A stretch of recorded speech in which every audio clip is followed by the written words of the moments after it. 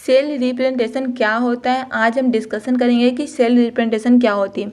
मान लो आपको इस प्रकार से कोई इक्वेशन लिख कर दिया गया, आपको बोले कि आप इसका सेल रिप्रेजेंटेशन लिख कर बताओ कि क्या होगा।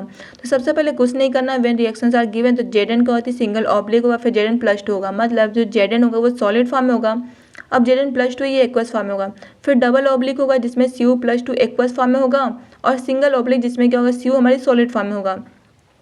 कुछ नहीं करना, इसके लिए जब हमें सेल रिप्रेजेंटेशन लिखना हो तो सबसे पहले करना कि जो सिंगल ऑब्लिक है उस पर खड़े हो जाओ।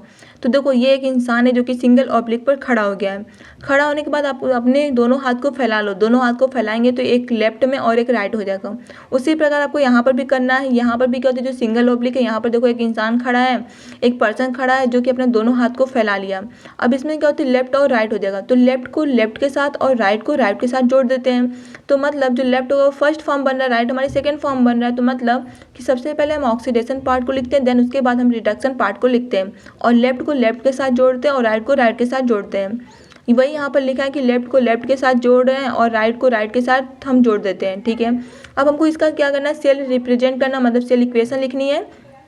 तो हमको क्या करना है, लेफ्ट को लेफ्ट के साथ जोड़ना है। तो मतलब लेफ्ट हमारे पास जेड एन क्या होती है, सॉलिड है, जेड एन सॉलिड हो जाएगा। ठीक है, फिर उसके बाद यहाँ पर देखो प्लस Cu+2 एक्वस फॉर्म है, ये हमारे पास रिएक्टेंट हो गया। अब प्रोडक्ट क्या बनेगा, राइट को राइट के साथ जोड़ना है। तो मतलब जेड एन+2 जो होगा एक्वस फॉर्म है, और प्लस क्या होगा, यहाँ पर क्या होती है, राइट फॉर्म क्या है, Cu, कॉपर जो होती है वो सॉलिड फॉर्म में हो जाएगा। अब ये तो हो गया कि लेफ्ट को लेफ्ट के साथ, राइट को राइट के साथ। ये क्या पार्ट है कि ऑक्सीडेशन पार्ट को पहले लिखते हैं, फिर उसके बाद होते हैं देन रिडक्शन पार्ट। देखो यहाँ पर जेड के पास कोई भी चार्ज नहीं है, तो यहाँ पर जीरो होगा, तो जेड के पास कोई चार्ज नहीं, यहाँ पर जीरो होगा। अब जीरो से +2 में गया, जीरो से +2 में गया, तो यहाँ पर क्या होती है, ऑक्सीडेशन हो रहा है। यहाँ पर क्या होता है, जेड जीरो से +2 में गया तो ऑक्सीडेशन हो रहा है, मतलब पहले लिखा गया। फिर Cu+2 यहाँ पर +2 चार्ज है, और यहाँ पर Cu पर क्या होता है, जीरो चार्ज है।